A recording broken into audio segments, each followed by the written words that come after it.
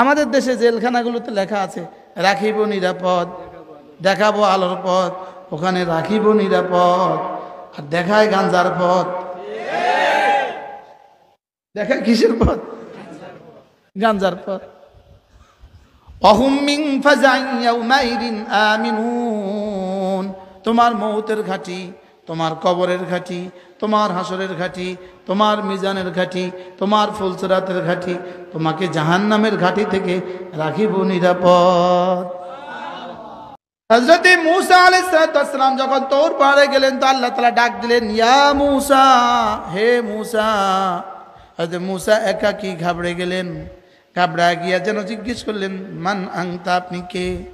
তো আল্লাহ তাআলা বলেন, ইন্নানি আনাল্লাহ, মূসা আমি আল্লাহ। হযরত মূসা এবার জিজ্ঞেস করলেন, আপনার নাম তো শুনলাম আল্লাহ, এত প্রিয়তম নাম তো আর জীবনে কখনো শুনি নাই, এবার বলবেন কি, আপনার পরিচয়টা কি? তো আল্লাহ তাআলা বলেন, লা ইলাহা ইল্লা আনা, আমি ছাড়া কেউ নাই, এটাই আমার পরিচয়। এবার হযরত মূসা আলাইহিস সালাম জিজ্ঞেস করলেন, আপনি ছাড়া কোনো মাবুদ নেই, এটা যখন বুঝলাম, তাহলে আমার করণীয় কি? আল্লাহ তাআলা বলেন, ফাবুদনি, তাইলে তুমি আমারে ইবাদত করবা, এটা হলো তোমার কাজ। এবার হযরত মূসা জিজ্ঞেস করলেন, না আমি আপনার ইবাদতটা কেমনে করব, কিভাবে করব? আল্লাহ তাআলা বলেন, আকিমিস সালাহ, পড়ো নামাজ। সুবহানাল্লাহ বলেন। তাহলে নিজের নামটাও বললেন আল্লাহ, একই আয়াতে পরিচয়টাও দিলেন, লা ইলাহা ইল্লা আনা। এবার একই আয়াতে আমার কর্মটাও ঠিক করে দিলেন, ফাবুদনি। এবার একই আয়াতে আমার কর্ম পদ্ধতিটাও ঠিক করে দিলেন, আকিমিস সালাহ, পড়ো নামাজ। সুবহানাল্লাহ বলেন। বলেন, নিজের নামও বললেন, নিজের পরিচয়ও বললেন, আমার কাজটাও বললেন, আমার কর্ম পদ্ধতিটাও বললেন। সুবহানাল্লাহ। আকিমিস সালাতা, পড়ো নামাজ। এবার যেন মূসা জিজ্ঞেস করলেন, কেন পড়বো নামাজ? এবার আল্লাহ তাআলা বলেন, লিযিকরি, তুমি যা আমাকে ভুলো নাই এজন্য পড়বা নামাজ। আকিমিস সালাতা লিযিকরি, জিকিরের জন্য পড়বা নামাজ। আয় আকিমিস সালাতা লিতাযকুরানি, আমাকে ডাকার জন্য পড়বা নামাজ, আমার জিকিরের জন্য পড়বা নামাজ। বলেন বলেন বলেন, আমার জিকিরের জন্য কি পড়বা নামাজ? আমার জিকিরের জন্য পড়বা নামাজ। এজন্য আল্লাহ তাআলা বলেন, ওয়ালা যিকরুল্লাহি আকবার, জানো সবচেয়ে বড় জিকির হলো নামাজ। নামাজ হলো সবচেয়ে বড় জিকির। বলেন, নামাজ কি? তাহলে 1 নাম্বার হাসানা পাইলাম, লা ইলাহা ইল্লাল্লাহ, এটা পাইলাম 1 নাম্বার হাসানা।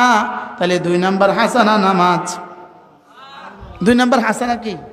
তাহলে এবার তরজমা, মান জাআ বিল হাসানা, যে কালেমায়ে তয়্যিবা নিয়ে আসবা। 2 নাম্বার তরজমা, যে নামাজ নিয়ে আসবা। কি নিয়ে আসবা? ঈমানটা নিয়ে আসবা, আর নামাজটা নিয়ে আসবা। বলেন, ঈমান নিয়ে আসবা, নামাজ নিয়ে আসবা। আবার বলেন, কি নিয়ে আসবা? ঈমান আনবা, নামাজ আনবা।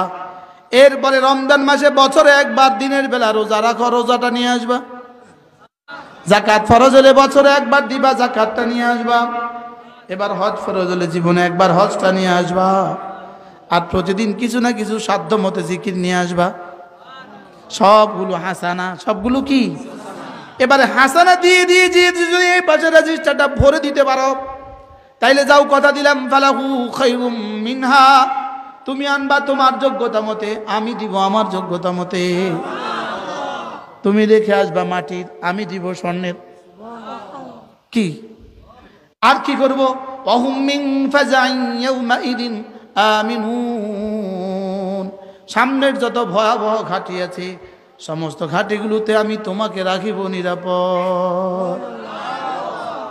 আমাদের দেশে জেলখানাগুলোতে লেখা আছে রাখিব নিরাপদ, দেখাবো আলোর পথ, ওখানে রাখিব নিরাপদ, আর দেখায় গাঞ্জার পথ। দেখায় কিসের পথ? গাঞ্জার পথ। অহুম মিন ফাজাইন ইয়াউমাইদিন আমিনুন, তোমার মৌতের ঘাঁটি, তোমার কবরের ঘাঁটি, তোমার হাসরের ঘাঁটি, তোমার মিজানের ঘাঁটি, তোমার ফুলসিরাতের ঘাঁটি, তোমাকে জাহান্নামের ঘাঁটি থেকে রাখিব নিরাপদ। কি নিয়ে আসলে বলেন, কি নিয়ে আসলে?